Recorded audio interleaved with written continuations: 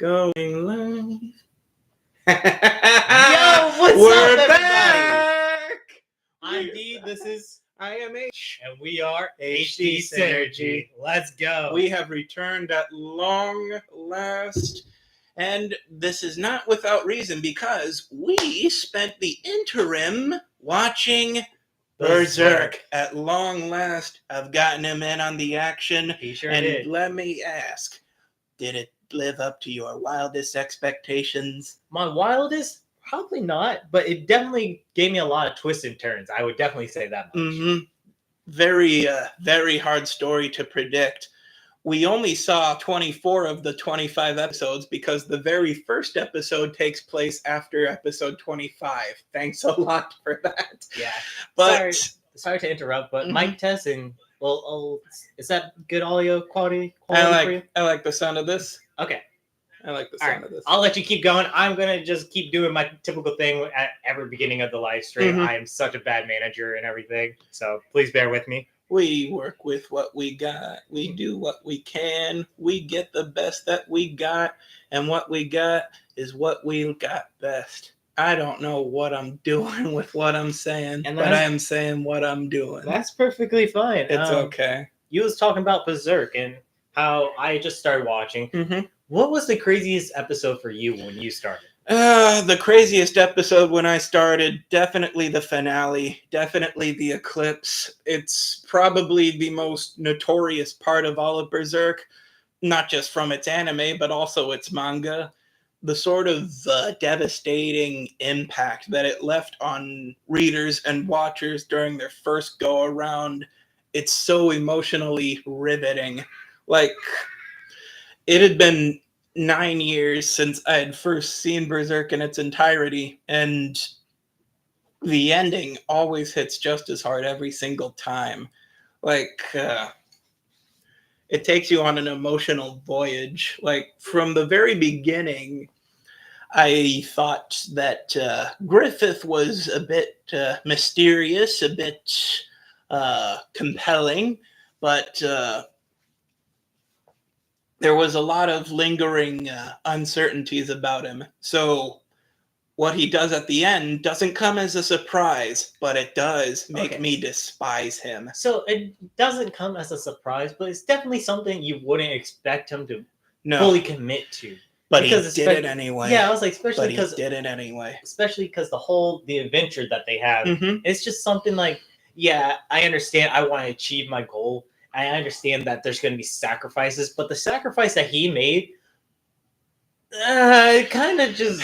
I mean, they outweighs say each other. that the ends justify the means, but when the means involves that sort of atrocity to the people who trust you more than anybody else, that is simply catastrophic. And yeah, I'm like that. And you told me that there's different versions of what is the egg-looking thing called? The Bahelit? Yeah, the Bahelit. And he had a red one. So he had a red one. So they knew that he was going to be very powerful. No Mhm. matter what, he was going to be powerful because he was one of a kind. He was the chosen one. And does it ever actually show like a clip of the scene how he gets the Bahelit? Not beyond him encountering that old lady in the streets. Yeah, okay, that makes sense because they also do a flashback when he's becoming what he does when he's fulfilling his own destiny. Yeah, when he's Berserk's entire motif is about cause and effect. His cause was he was playing in the streets and became filled with the sorry, I was trying to raise it up more so you can lean back a little bit. He got ambitious. And he got ambitious because he was playing pretend and decided, why not do it for real? Why not become king? So he decides to commit to that after receiving the Bahelit, which is supposed to grant you the power to rule the world in exchange for your flesh and blood, which is exactly what he is told, word for word, and that doesn't raise any red flags. And it does, and like to a normal person, yeah, they'll question it, but at that point, you're going to be king of a world for a trade of your flesh and blood. I feel like some people could take that as, hey, you're going to dedicate your life, your entire life to ruling this world. Mm-hmm. You will no longer have to be concerned about becoming king because you control the world, but you will also take care of your people to an extent that you will die. Yeah, we see that this isn't always the case, but Griffith slowly and surely stops living for other people and lives only for himself. Yeah. Like his connection with Charlotte, like she thinks that she's in love with him, that he's in love with her. That couldn't be further from the truth. Bro, let me tell you that Griffin has some riz. He's got some riz. He's like, he's a player. He shoots his shots. He don't miss. Like, teach me, Griffiths, the riz that you got. Yes, let me tutelage under. I'm sorry. Orson can come over too. Okay. So you can go back with her. Sure. I don't see a problem with that. You could have sent me a text. I was like, oh. I didn't know. Sorry about that. No worries. No worries. Yeah, sorry. Family, guys. I Yeah. gotta take care of them first, you know. As on our YouTube channels, that I typically say as Crazy Reptile, my family will come first, and then videos will be uploaded and taken care of at the time. Yeah. And then also check out the dude. I got a premiere on the docket tomorrow. The premiere! I got a premiere on the docket tomorrow. It's going to be 1 hour and 30 minutes of me completing the C route for Near Replicant version 1.22. I'm not going to repeat the rest of the title because it is a mouthful. Do it. No. Please. No. For the live stream. I can't even remember half the numbers, but just know that he could have just titled it version 1.5, but Yoko Taro, being the delightful man that he is, decided to just make the player miserable. He did not make the player miserable. Yes, he does. No, because you play it so much, and I don't want to hear. I do play it so much. I play it because I crave the misery. It's why I keep reading Berserk. It's why I keep rooting for Guts to get his comeuppance on Griffith, and yet every time he gets so close. So it's close, two yet steps so far. forward, a million steps backwards. Oh my gosh. Oh my gosh. Just when every time you think that Guts hits rock bottom, he goes lower somehow.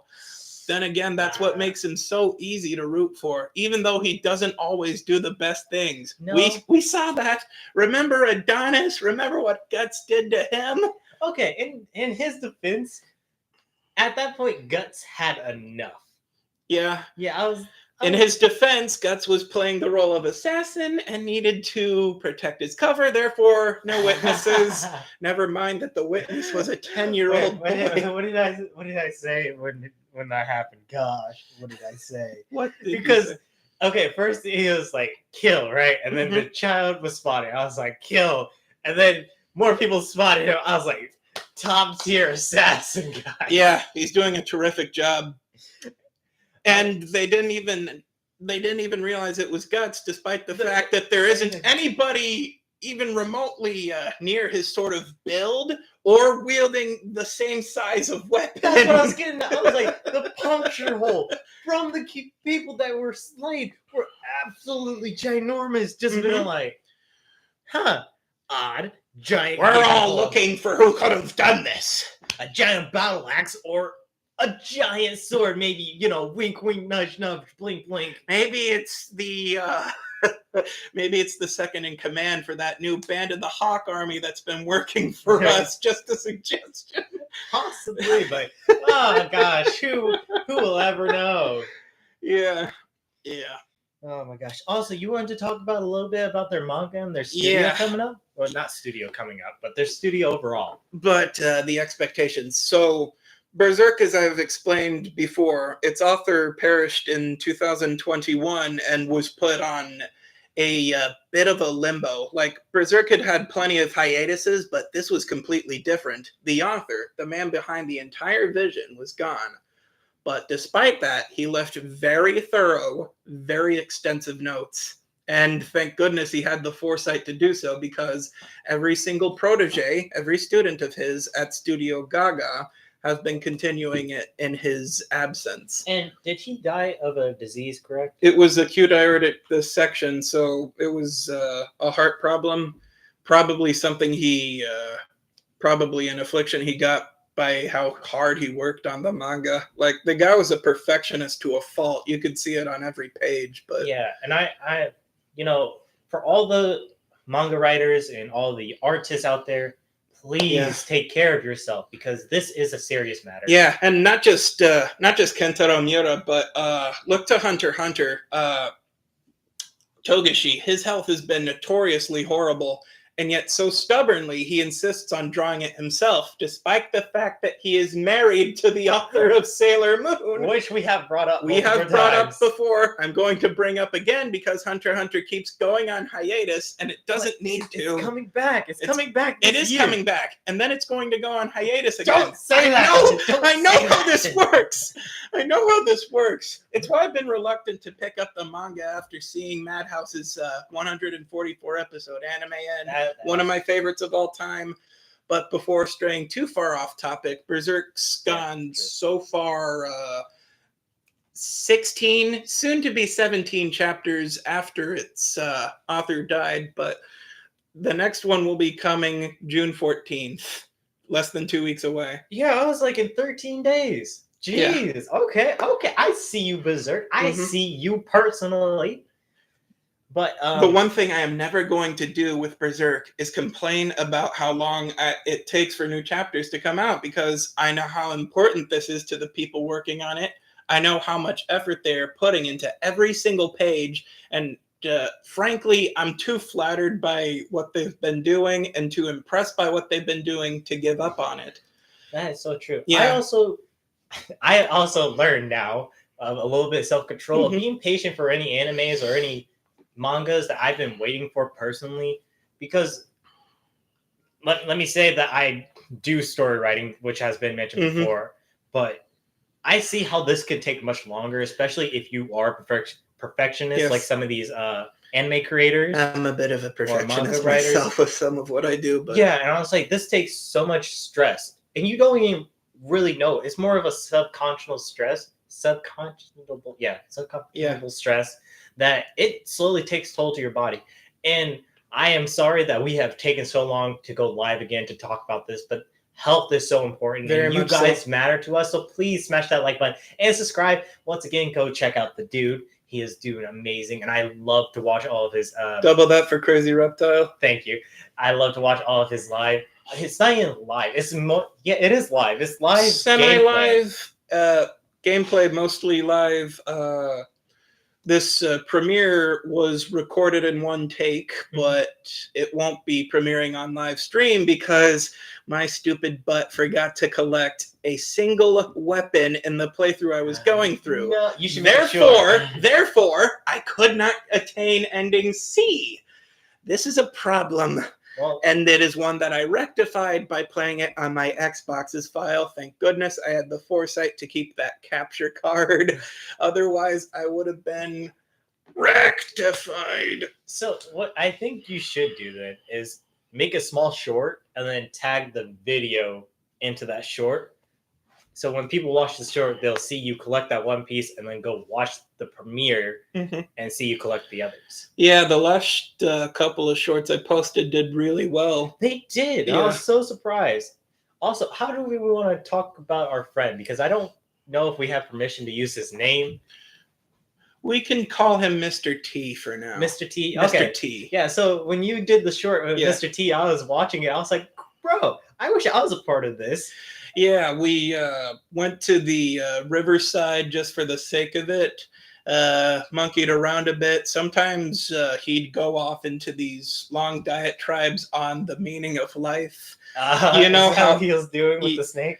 Yeah. Then he decided to pick up this snake, which I named Solidus. In tribute to Metal Gear. And we released him back into nature. We left it in a 34-second short on my video. I think I sent him off rather nicely. And I've racked up over 1,000 views on that short. So also go check out that short. We'll have it in the description at the end of this live stream. Count on it. Also, how would you have felt if, like, after you set it down, you saw a fish just... I would have laughed hysterically and at the same time have been crying profusely. And I'm not going to lie. Speaking of crying profusely, So I mentioned that there was a recent crossover that Berserk did. Oh yeah. Berserk officially crossed over with Diablo 4. Ah yes. A couple of cosmetics they decided to feature. Licensing the manga, having its permission to use its imagery. And I was pretty taken aback by this because Berserk's exposure with video games have been minimal and varying in quality. Yeah. So I took this with a grain of salt. I know that Diablo fits the sort of mold that dark fantasy enjoyers think Literally. Berserk would apply to. Yeah, that's like literally what Berserk. I would feel be. like there would have been a better option of video games to cross over with. Elden Ring. You shut up. No, not Elden Ring. Definitely Elden Ring. I would have said Skyrim. Miyazaki's taken all sorts of influence from Berserk, and he's not even subtle about it. He's not even subtle about it, but before veering off too far, then I looked at the price tag for all of these cosmetics. Yeah, that's how they get you. $30 each. Huh. Each. How many cosmetics are there? There are 6 in total. Yeah, so you can dress up like Guts in his Berserker armor. Guts is the Black Swordsman, Skull Knight, Griffith, or Schnoz. So what I'm getting with flat price is $180 Pretty much. before tax. Before tax. Oh, my wallet would weep at the price. Blizzard, how dare you? Blizzard always has like so much amazing like cosmetic, but for ridiculous pricing. They always fumble the bag one way or another. Like, I remember waiting very, very patiently to get my hands on the Super Sentai Genji skin when I played Overwatch. And it was fun to play as, but it wasn't worth the wait. It wasn't worth the wait. And you know what? If this crossover brings in new readers and new fans for Berserk, then I will swallow this pill. I cannot complain if this draws in new readers. I will choke you if you try to swallow that price tag. I'm not going to indulge that price Okay, tag. I was like, yeah, I'm not going to make excuses one bit. But if any poor soul out there happens to come across Berserk by virtue of this crossover, so be it. So be it. But they could just watch our live streams. Our live stream talks about Berserk pretty often. It's something we slightly come back to, almost like it's something I like to make an excuse to come back to just because it's so influential on me. I don't think anything will ever influence me more than Berserk has. And can you blame me if you know anything about the thing? But yeah. The anime we covered came out in 1997. Yes. There was a Golden Age Memorial edition that came out in 2022, which in itself is an edited version of a movie trilogy that came out in 2012. Yes, which I will say, please, if you are young, ask to watch it first from an adult. Ask for permission to watch this. I was like, it's not for the faint of heart. It's not. I would definitely rate it M for mature, maybe slightly a rated R because of the. It's literally the textbook definition of something R-rated. Yeah, but I don't want to throw you into something and then you'd be like, "Whoa, they're watching borderline." No, it's a part of the anime. It connects the story all together. Yeah, besides, what you're seeing isn't really glorified. It's never pointless. It's never glamorized as something desirable. No. It's usually meant to shock, to horrify, or to anger. And you're supposed to feel satisfaction when Guts puts whoever does whatever despicable deed you see in their place. You see a lot of that. The very first chapter of Berserk, the very first image was an image of Guts's butt cheeks. And there was a reason for this, because he was luring in a succubus, the same succubus that murdered Corcus, and he paid her back with a cannon blast. So it does a terrific job at lowering your guard, but Berserk has had its litany of sagas I wouldn't say lowering your guard, more mainly catching you It off catches guard. you off guard. Yeah. Sometimes it lowers your guard. Sometimes it makes you raise your guard, only to somehow go through it. With Berserk, everything's on the table. Everything is on the table with Berserk. I love it so much for that. All right. But a little bit of a walkthrough of its... should I walk through some of its content or some of its history? I would do history because we typically talk about the content throughout our Yeah. live stream. Yeah, so throughout the entire process, Kentaro Miura had, I think, 3 major influences.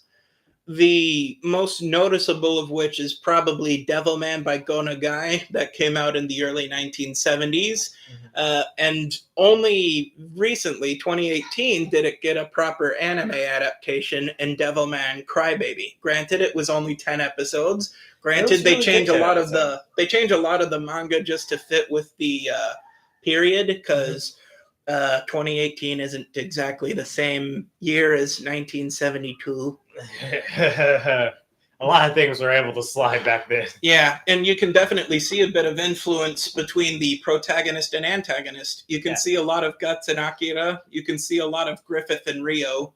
Rio especially. I don't hate him as much as I hate Griffith, but let's just say It's up there. Yeah, I was like, it's up there. Sucks. Speaking of Devil May Cry, the Netflix series has came out. Devil May Cry. That had its debut in a adaptation on Netflix. Woo, adaptations! I should use the words adaptation more loosely because its plot could not be further from anything you see in Devil May Cry.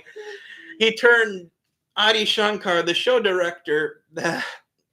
I feel like they were doing it for like new people that haven't played the video game. He turned just something that's meant to be dumb fun and riveting melodrama into a social commentary on Bush America. Okay, that is why I like it. I'm not. That's gonna why lie. you like it. I really do like it how it is, because it's more of a like ha ha ha. You never get to see the actor of Ichigo be so lenient all the time. I do. What other character was he so lenient? He was Nero in Devil May Cry 4 and Devil May Cry 5. And Nero, he's a little bit in between. Sometimes he's wisecracking. Sometimes he's completely bitter and rude. Other times he's taking nothing seriously at all. Frankly, I prefer Nero over Dante. You remember something? Yeah, he's also the voice actor from Trigon, the main character. Yes, he was Vash the Stampede. Yeah, that's why He was Vash the Stampede. So when they were shooting at him, and Who are we shooting at? I got the same vibe of when he takes the gun and starts shooting for him and makes it sound like face. I was like, huh, that reminds me of something. Yeah, Johnny's been a pro. He's been at it since before either of us were born.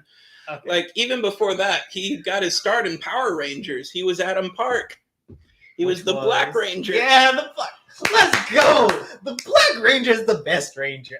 Maybe the White Ranger is second best, but like the Black Ranger, he's always like a vigilante. But like, okay. The Black Ranger is usually Renegade. Adam's definitely my favorite Black Ranger. Johnny's probably my favorite actor to come out of Power Rangers. No disrespect to anybody else doing it, but considering that it's Johnny Young Bosch, how is this guy not going to be my favorite? Okay, so speaking of Power Rangers, so if we were to make Dante a Power Ranger, what Power Ranger color would he be? He would be red. Really? Red? He would be red. He would be red. I think he's not the leader type to be red. Dante would be red. I was thinking more of green. Dante would be red. Look, just hear me out. I know his color scheme is red. I understand that he would be red. But he is like more the lean back, joking, but serious when the time comes. Dante very casually assembles a team of employees for Devil May Cry, as seen in Devil May Cry 5. And sure enough, he is leading them all the time. Is he? Yep. I need to play the game. I only watched the Netflix version. And that's probably why you don't despise this thing as much as I do. Okay. Here's my biggest issue. Okay. Here's my biggest issue. They turn the demons into victims. They turn the demons, malevolent, flesh-eating beasts, into victims. Oh no, they just wanted to escape their home because it's so horrible to live in. No, the humans are the real enemies. You should vilify the president. I mean, As the president goes bombing the world. yeah, that final scene where they're playing American Idiot over them bombing hell, that was the biggest laugh I ever had in my life. I was like, you know, and here's the thing, they wanted you to be shocked and disturbed by that. No, you want me to be shocked and disturbed by that? I called it like a mile away. Like, what was it, like episode 3 when they find out there's a demon in the midst of the recruiting area, and she's like, "Oh, well, you know, there's all types of signs of a demon," and he's like, the scoundrels are getting everywhere." I was like, "Well, now we're pushing the border of the R word racism here." Here's the problem with making demons into victims. It completely trivializes Sparta, Dante's father. Yeah. He is supposed to be an exception to the rule. If he doesn't rebel against Mundus and all of demonkind, then... there would have been no barrier between the two worlds. Exactly. And if all of these demons are victims, what is Sparta rebelling for? His wife. Yeah, he's supposed to be rebelling for his wife and his 2 children. For some reason, Dante doesn't even know he's a demon in this. He's supposed to know he's a demon. Yeah, honestly, he knew both his mother and his father. Somehow, for some reason, they turned Sparta into a deadbeat dad. For some reason, they turned Dante into a numbskull who can't even put 2 and 2 together. One thing is, when they got attacked by a demon, like their family when they're young got attacked by a demon, why did he assume his brother was dead? Like, even in the anime, it doesn't show anything. It only shows his mother's death and then fire consumed the building. There was a time where Dante assumed Virgil was dead. In the games, we never find out how he discovers Virgil's alive, because the earliest game chronologically is Devil May Cry 3, Dante's Awakening. And the entire plot of that game is Virgil erecting a monument in the center of a city in order... I'm sorry. Continue For Pete's sake. Now continue your he seeks to break the barrier between the human and demon worlds using his amulet and Dante's amulet, which are 2 sides of the same amulet that Sparta gave to Trish. Yeah, there's a long causing the barrier. So yeah. So that's a big whole point. Virgil isn't even evil. But he is, however, an antagonist, meaning he is always going to get into Dante's way no matter what, regardless of what he wants. And what he wants is power. He doesn't care at what expense that comes from. That doesn't make him vicious or evil. And for some reason, at the end of this show, he's serving Mundus. Yeah, which he doesn't do that willingly. In Devil May Cry 1, he is brainwashed into becoming his slave, Nilo Angelo. So maybe if we do get a season 2 of this adaptation... We are getting a season 2. They're contractually obligated. Okay, so maybe we'll see how he got brainwashed. Like, we can... Because this isn't unsalvageable, but they have really been... Yeah, we're going to be picking up They've been twisting my arm. They're going to be like, how do we fix this? Oh, I didn't even talk about Lady. They did her the worst. Gosh. They did her the worst. I do like this adaptation of Lady. So how did they do her worst? Okay, first of all, she's a part of Darkcom. Darkcom doesn't exist. Darkcom does not exist. She doesn't work for the government. She's freelance. She's a freelance devil hunter who, by coincidence, she encounters Dante in Devil May Cry 3. Back when Virgil has his whole tower. See, Virgil was working alongside Lady's father, John Arkham, and they were both... You're gonna have to walk me through that. They were both working for their own means. Virgil and Arkham were working with each other so they could work against each other. They both wanted the same thing, but knew that they couldn't share it. Okay. Yeah, so Lady was trying to stop her father. Dante's trying to stop Virgil. Lady doesn't want to be stopping her father, so sometimes she butts heads with Dante throughout this game, but at the end of it, they kind of appreciate each other. by the end of it, Lady joins Devil May Cry as a freelance devil hunter, which is just what she's doing before, only now she's got A license to it. Yeah, she's So- got a license to it. Now, And with her father, in the adaptation, it shows that he was doing experiments with devil. This they got correct, but one thing they failed to mention is that there's when Sparta created the barrier, he used the willing sacrifice of a human priestess. This was, I think, it was Lady's either her mother or her grandmother. They failed to mention that, and because Arkham deliberately put Lady on this path of revenge just to lead her to that tower, to break the barrier. It's a little complicated, but it works when it's happening. But the show, they just turn her into a foul-mouthed jerk. Okay, well, in the show, they do show her mother, so her mother is still alive. My thing is that they both have different color eyes. Yeah. Lady's always been heterochromatic. Which would have made sense and have been fine, but now two of them have it? Yeah, her mother isn't supposed to be heterochromatic. It's her father. They got that wrong. What? They got that wrong. What? How do you mess that up? How do you mess that up? My thing is, I was like, cool. I thought both of their parents would have had the separate eyes, and then her would have had... She would have been a combination of both. Yeah. That's usually how they explain heterochromatia. But in high school, that's how they explained it. I was just like, okay, that's supposed to be a recessive trait. Yeah, this was a trait she got from her father, not her mother. Okay. And then, so why was he testing on demons? Was he trying to like grow power in He was himself? completely power mad at this point. Yeah, because they got attacked. Spoilers, by the way. They got attacked in the subway, and I don't know I can't remember what they did exactly. They just try to run, right? And then he tried to leave his daughter behind. Yeah. Okay, yeah. I'm trying to remember, but it's been a hot minute. Let me say, I watched it when it first came out, so it's been a hot minute. So, his daughter falls, and he tries to pull his wife to keep going, and now his wife is upset that he tried to leave his daughter behind. Which, in all fairness, yes, I would be upset too. But you also got to think about it this way: his job was to protect you and his daughter. He cannot do both. He is being a reasonable man to say, let's keep going because we all three are going to die if we go back.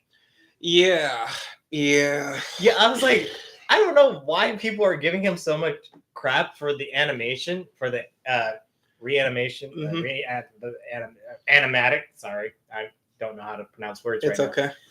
But I was like, I respect this man's decision. And Love would hate me to say this, but in that scenario, if I know that one of us is going to die over all three of us going to die, I would have to take my chances.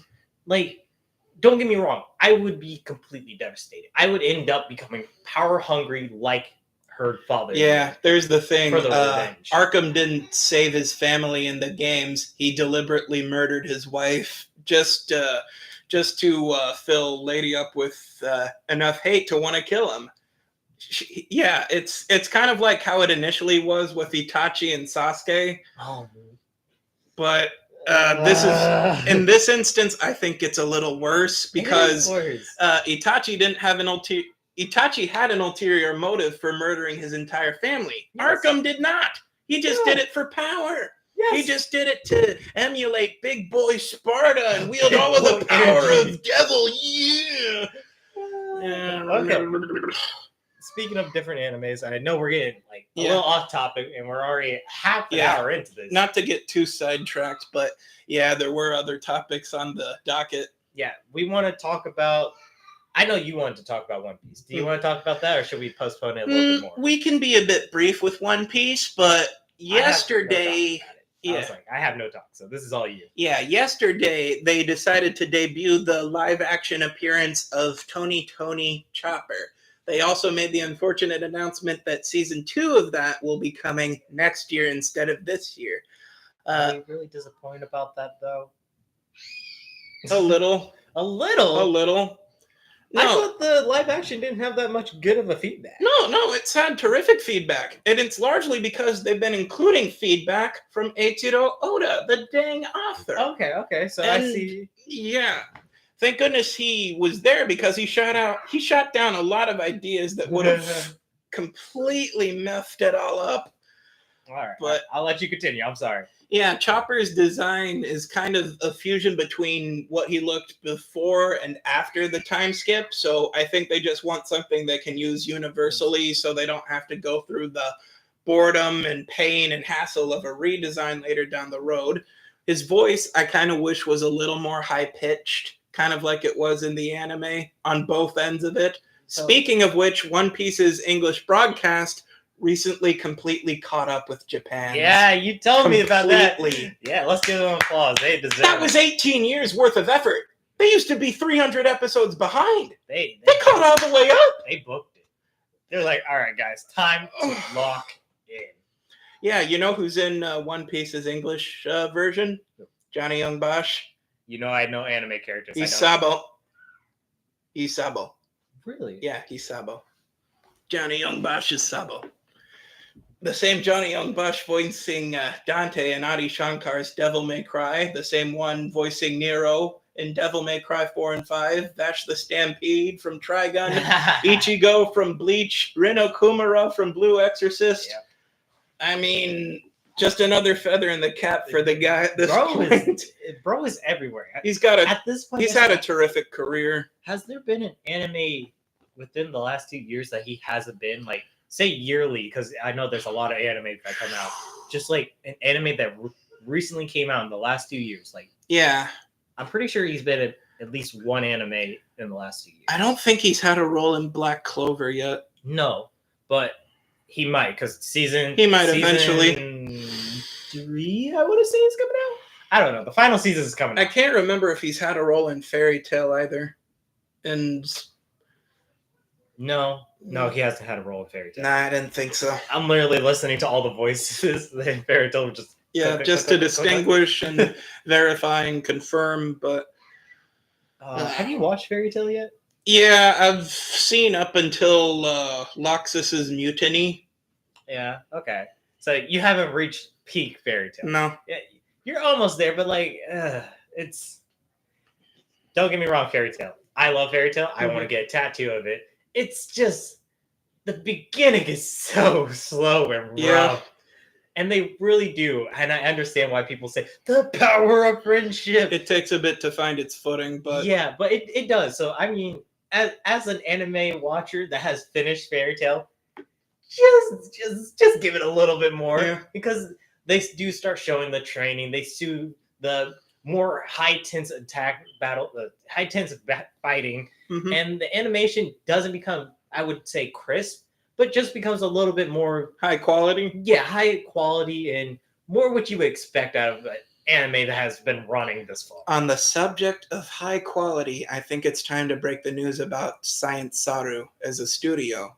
Okay. For those of you who don't know, Science Saru is an anime studio most well attributed to Ping Pong the Animation, Japan Sinks 2020, Dandadan, and Devilman Crybaby, previously mentioned on Berserk references. We'll get back to that, don't worry. But they have something really, and I mean really precious on the docket. Come 2026, they will be adapting the 1989 version, the original manga of Ghost in the Shell. Let's go. I'm sorry, I can't probably I'm yell. so I fired probably up. disturbed my narrator I'm so much. fired up for this. Okay, so I gotta watch all of the Yeah. Ghost in the Shell movies and then read Ghost in the Shell and then watch the animation. I feel Yeah, like that's the problem. there's a bit of a distinction between Ghost in the Shell's plethora of animes and its very first original manga by Shiro Masamune. Mhm. See, the manga was a bit atypical. Instead of going from right to left, it was left to right, So like typical reading. like an ordinary comic book almost. Ghost in the Shell is well known for its very deep, very philosophical themes, the sort of thought-provoking stuff you expect from seinen manga. Yeah. But the manga itself is a little bit wacky. Like the main character, Major Kusanagi, gets a bit rubber-faced in a couple of scenes. and that goes for Togusa and Bato as well. My favorite thing about Ghost in the Shell is that the entire cast of characters are largely men, but they're all led by one woman. I mean, Major Kusanagi's so cool. I mean, like, he's probably hinting at something. A lot of men would follow him. I'd let her boss me around. Just saying that right now. But yeah, Ghost in the Shell had a 1995 movie, which is probably one of the biggest landmarks in anime's entire history. Frankly, it just pushed so many boundaries. It galvanized cyberpunk as a genre, so to speak. It had a live-action readaptation in 2017 starring Scarlett Johansson, of all people. She's not Japanese. Why is she playing Kusanagi? That's fine. That's fine. We gotta do what we can, all right? Don't judge them so hard.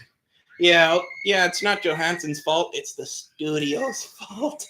It's always the studio's fault. But I think its most mainstream adaptations would be the Standalone Complex and Standalone Complex Second Gig. I still listen to both opening theme songs religiously. Rest in peace, Origa. You are dearly missed. But this new one is going to be directly adapting this 1989 manga. The design for Major Kusanagi, which they've already shown off, is pretty much a one-to-one to how she looked in the manga. I haven't even seen it in motion yet, and I'm already quivering with anticipation. I was like, you're jittering with excitement. I am fired up for Ghost in the Shell, but what I'm also fired up for was an announcement they made days later. You know, I remember on the last stream you mentioned you had gotten into JoJo's Bizarre Adventure. Yes. You may or may not be aware that Part 7 Steel Ball Run will be debuting in winter. Okay. Yeah. Okay, so I have time to catch up. I think I finished all the original JoJo's because I haven't watched him like get out of jail. The last JoJo I seen had the like a police cap and an overcoat. And, Jotaro. Yeah. Part 3. Slapped his mom. You were on Part 3. Yes. Part 3. Yeah. And look, man, I tried to watch JoJo. I dedicated so much time to watch JoJo. I don't know. I can't click with it. And I don't want to feel like it's bad and it's dragging on. Stylistically, it can be a bit jarring. JoJo's Bizarre Adventure is not for everyone. My favorite thing about it is all of the niche 1980s rock and roll references they have with their characters. Like that. Yeah. And I feel like it's because it changes almost every time we get a new JoJo. Like, I wouldn't say the art style changes, but like the environment around them changes so drastically. Yeah, there's always a different setting with every JoJo. And I just can't. It's hard. I literally have to pay attention to the details around and be like, well, that changed, that changed. And I'm like, stop it. Focus, storyline, plot. Yeah, Part 1, Phantom Blood, that was in 1980s England with Jonathan Joestar and Dio Brando. Then they flash forward 50 years, which can be a bit off-putting, but delightful when you figure out, oh, this isn't just about JoJo's Bizarre Adventure, it's JoJo's, plural! Yeah, and I was like, okay, that makes sense. Yeah, they started off in Brooklyn, but then wound up in the ruins of the Aztec Empire. That was pretty crazy. Then you get to Part 3, which starts in Japan and ends in Egypt, because what I like about Part 3 is that it's a literal adventure. Yes. You are going to see a lot of travel, a lot of cultural exposure, and this is all done because these are all places that Hirohiko Araki, the author, traveled to just to blueprint this entire manga. Okay. The guy has seen a lot of the world. It's also how he got his taste for rock and roll. It's also why he throws in as many references as he can.